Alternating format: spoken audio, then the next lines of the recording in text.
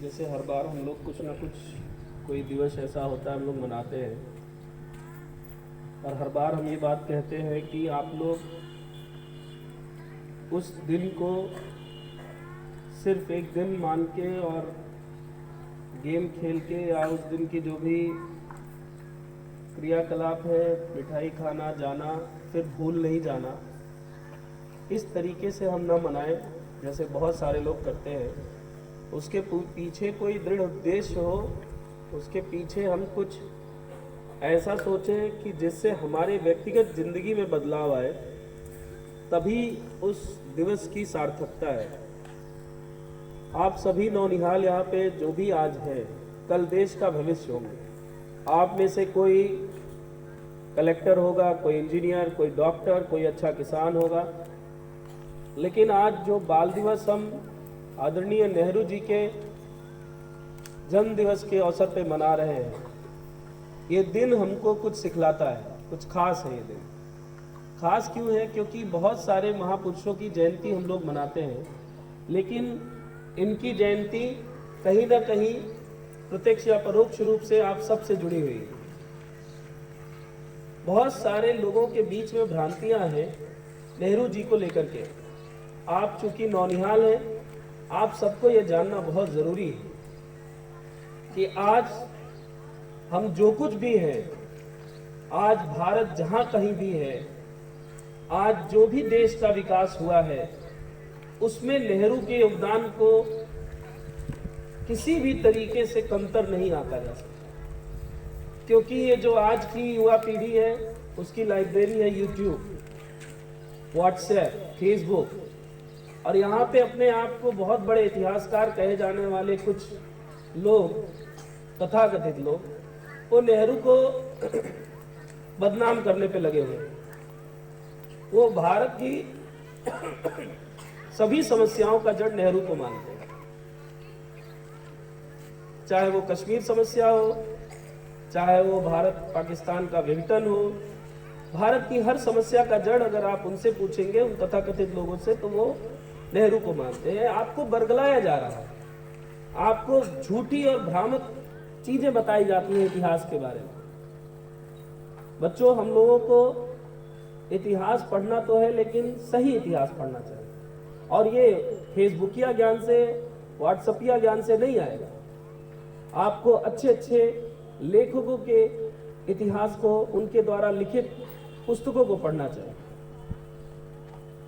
पहले तो हम जाने नेहरू थे कौन। जिस समय भारत में अंग्रेजों की सत्ता चारों तरफ भारतीय लोगों पे संहार कर रही थी, उस समय अंग्रेजों से अगर उनकी भाषा में बात नहीं किया जा सकता था, तो वो हमारे लिए सबसे बड़ा, सबसे ज्यादा बड़ी कमजोरी थी। इसके लिए कोई ऐसा चाहिए था जो उनको उनकी भाषा में जवाब दे सके, और वो जो गुण था वो नेहरू जी के पास विद्यमान था, क्योंकि उनकी शिक्षा दीक्षा उस स्तर की थी।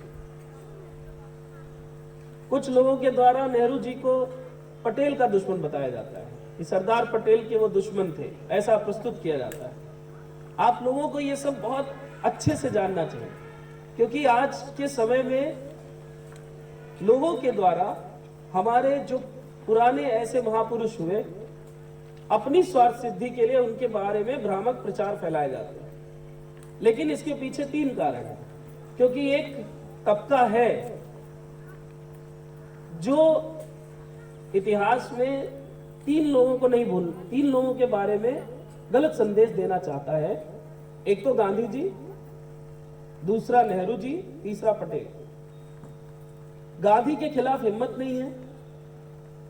नेहरू को चारित्रिक दोष और बाकी दोष लगा करके उनको इतना नीचे गिरा देना चाहते हैं कि जिससे, और तीसरा उनके खिलाफ पटेल को उनसे दुश्मन बना दिया जाए, ऐसे कुछ भ्रामक प्रचार कर दिया जाए। लेकिन उन लोगों को मैं ये कहना चाहता हूं कि अगर आपको सच्चाई जाननी है तो आप लोग नेहरू और पटेल जी के बीच हुए पत्राचारों को देखें। उन लोगों के हुए आपस में जो भी पत्राचार हुए, जो भी आपस में चिट्ठियां लिखी गई, उनको देखें। एक तरफ पटेल ये जानते थे कि अगर गांधी के बाद दूसरा कोई सबसे बड़ा नेता है जो पूरे देश की आवाज बनता है, जो पूरे देश की सत्ता को संभाल सकता है, तो वो सिर्फ और सिर्फ जवाहरलाल नेहरू है। और उनका वो उसी तरह सम्मान करते थे जैसे ब्रह्मा विष्णु और महेश में होता है। ना वो उनको बड़ा मानते थे, ना वो उनको बड़ा मानते थे, लेकिन कई विचारों पे उनके बीच में आपसी कई विचारों को लेकर के मतभेद तो थे, लेकिन मनभेद नहीं था। हम आपको जो सूचना दी जाती है वो मनभेद की दी जाती है, जबकि ऐसा कदापि नहीं। आज नेहरू की देन है, आप लोगों को शायद पता नहीं है। लोग कहते हैं भारत विखंडित होने से बचा लिया गया। दक्षिण भारत में द्रविड़ नाडु का एक बहुत बड़ा आंदोलन चला था, जिससे आज जो हमारा भारत का आप नक्शा देखते हैं, वो नक्शा आज शायद वैसा नहीं होता। हमारे पास 1/3 भारत हमारा नहीं होता। द्रविड़ नाडु करके, जैसे तमिलनाडु है, वैसे द्रविड़ परिवार के लोगों को, जिसका आंदोलन पेरियार जी ने शुरू किया, द्रविड़ नाडु करके अलग से एक राज्य की मांग की गई थी जो भारत से अलग बनाया जाना था। लेकिन इस भारतवर्ष के महापुरुषों में अग्रणी स्थान रखने वाले हमारे जवाहरलाल नेहरू जी के द्वारा पूरी इस प्रक्रिया में अपनी क्षमता, जो बौद्धिक क्षमता का परिचय देते हुए, आपसी सामंजस्य बनाते हुए भारत को विखंडित होने से बचा लिया और द्रविड़ नाडु अलग राज्य बनने से उसे बचा लिया। और आज भारत अखंड भारत के रूप में हमारे सामने। भारतवर्ष में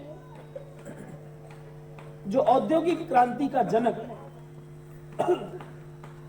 जिसकी वजह से आज भारत विकासशील से विकसित देशों की तरफ बढ़ रहा है, हमारे आदरणीय जवाहरलाल नेहरू जी।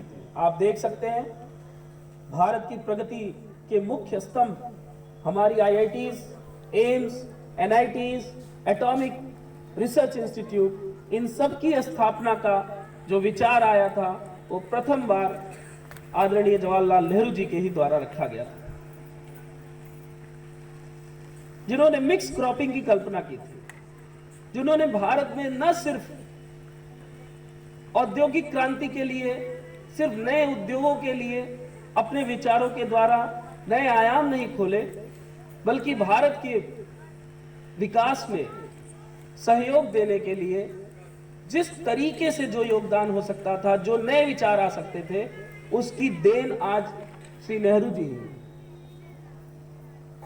लेकिन हम लोगों तक जो, हमारे तक जो भी समाचार या जो भी न्यूज आप पढ़ते हैं, अक्सर करके जो ऐसी सोशल मीडिया पे भ्रामक प्रचार किए जाते हैं, उसमें बहुत सारी गलत ऐसी बातें आपको बताई जाती हैं जिससे आपको उनके बारे में एक दूसरी अवधारणा बन सके। लेकिन हमारा कर्तव्य है कि हम ऐसे महापुरुषों को उनके योगदान के लिए, आखिर किसी भी देश का जो विकास होता है उन किन चीजों पे होता है, वहां की साइंस कैसी है, वहां का एग्रीकल्चर कैसा है, वहां के रिसर्च इंस्टीट्यूट कैसे हैं, वहां के लोग कैसे हैं, उनकी बौद्धिक क्षमता क्या है।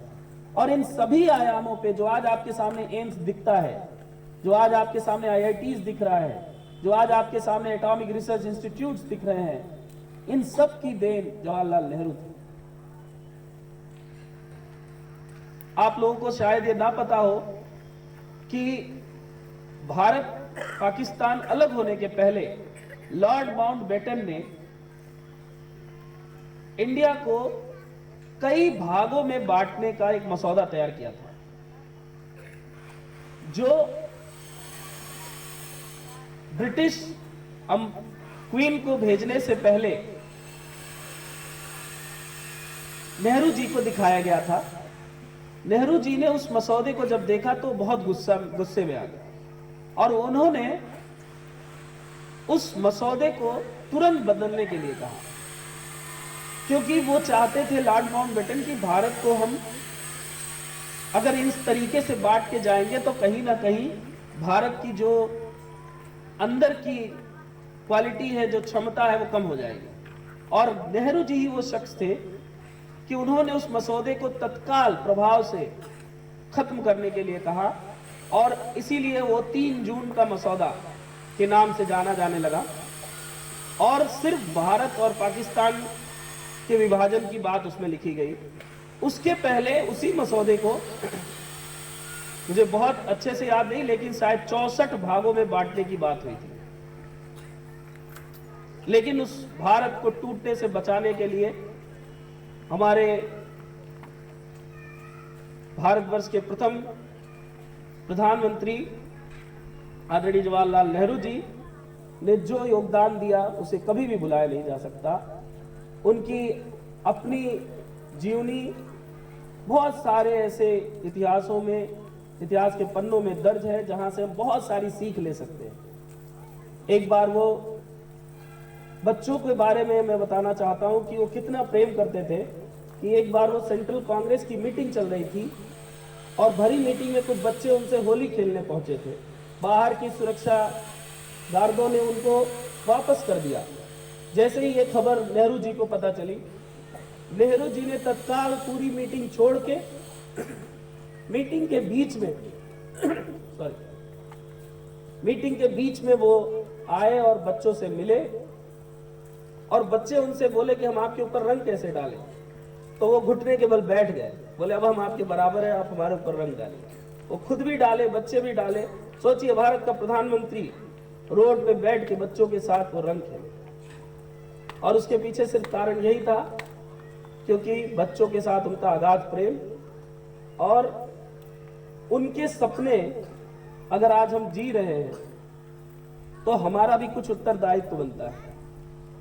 ठीक है, ये अच्छी चीज है, आप खेलिए कूदिए, चहुमुखी विकास आपका होगा, लेकिन क्या आज ऐसे जन्मदिवस मना लेने से अगले साल फिर जन्मदिवस मनाया जाएगा? क्या इसकी सार्थकता है? अगर सच में हम कुछ करना चाहते हैं तो आपके अंदर से आना चाहिए कि आप में वो नेहरू क्यों नहीं है। अगर नेहरू जी ने या और महापुरुषों ने हमको इस भारत को सौंपा है आपके हाथों में, तो आपके जाने के बाद आप क्या करके जा रहे हो? यहाँ बड़े बच्चे भी बैठे हैं, मैं उनके लिए कह रहा हूँ, आपको भी सोचना चाहिए। अगर आप एक पुस्तक पढ़ते हैं H.C. वर्मा की, आप पुस्तक पढ़ते हैं प्रदीप की, आप पुस्तक पढ़ते हैं किसी बड़े साइंटिस्ट की, तो आपको सोचना चाहिए मैं आने वाली पीढ़ी को क्या देके जा रहा हूं।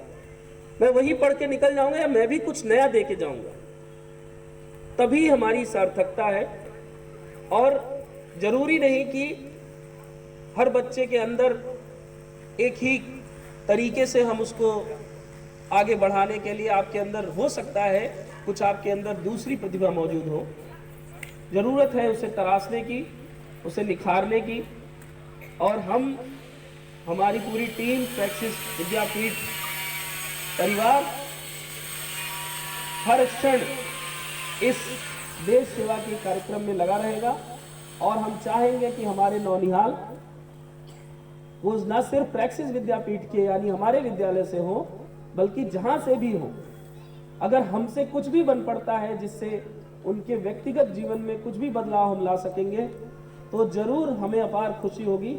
और हम भविष्य में भी आप लोगों की यूं ही सेवा करते रहेंगे और आपसे अपेक्षा करेंगे कि आप भी जहां जाइएगा वहां के लोगों को, वहां के परिवारों को, वहां के समुदाय का इस प्रकार विकास करने की एक नींव रखिएगा, ऐसी सोच रखिएगा कि जिससे सिर्फ आपके परिवार, आपके आसपास पड़ोस नहीं, पूरे देश में एक हम ऐसे युवाओं की नींव खड़ी कर सके जिससे हमारा देश पूरे विश्व का विश्व गुरु एक बार फिर से बन जाएगा। जय हिंद, जय भारत।